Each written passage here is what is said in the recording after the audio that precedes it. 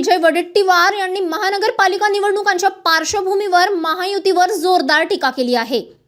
सत्तेत असताना अजित पवार चालतात, मात्र निवडणूक आली की त्यांचा पक्ष बाजूला ठेवला जातो, ही महायुतीची ठरलेली रणनीती असल्याचा आरोप त्यांनी केला। काँग्रेसच्या सेक्युलर मतांचे विभाजन करण्यासाठी अजित पवार यांना स्वतंत्र निवडणूक लढवायला लावले जात असल्याचे वडेट्टीवार म्हणाले।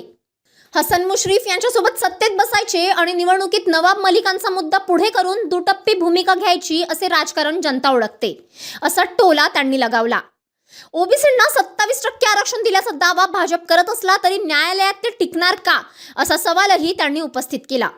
ओबीसी आरक्षण धोक्यात आल्यास त्याची जबाबदारी सरकारची असेल, असे वडेट्टीवार यांनी स्पष्ट केले।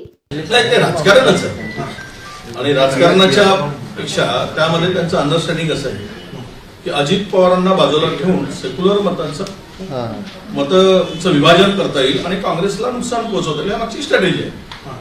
आणि मी काल पण बोलताना म्हणालो की असं आहे की एकीकडे राष्ट्रवादी अजित पवार गट सत्तेत आहे, रोज मांडीला मांडी घालून बसून सत्तेची मजा मारतात, आणि दुसरीकडे हिंदुत्वाच्या भरोश्यावर म्हणून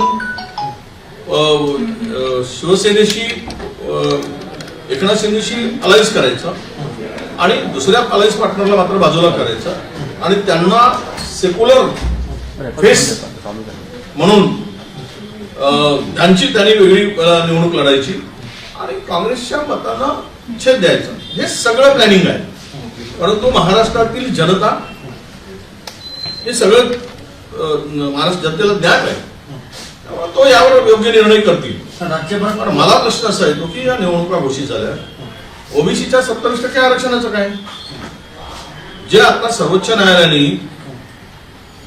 या निवडणुका नगरपरिषदेच्या निवडणुकाच्या संदर्भात घेतलेला निर्णय आणि दिलेले निर्देश, यानंतर या निवडणुका जर आता सर्व होत आहे या कॉर्पोरेशन मध्ये उद्या चालू 2021 मध्ये ज्या 350 पावणे 400 जागांना पुन्हा निवडणूक घ्यावी लागली रिकाम्या करून, उद्या ही पाळी आमच्या सगळ्या ओबीसी बांधवांना आणणार का सरकार?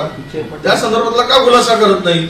त्या संदर्भात सरकारची भूमिका काय आहे? 27% ओबीसीच्या आरक्षणाच्या संदर्भात तो का कमी होत आहे? तर त्यामध्ये मग छाती किंवा ऊर बळवून घेणारे 27% आरक्षण देता म्हणून आज हा प्रश्नचिन्ह निर्माण झाला आहे आणि या सगळ्या जागा उद्या भविष्यात टांगती तलवार या सगळ्या जागावर असणार आहे, ओबीसीच्या हक्कांच्या जागावर।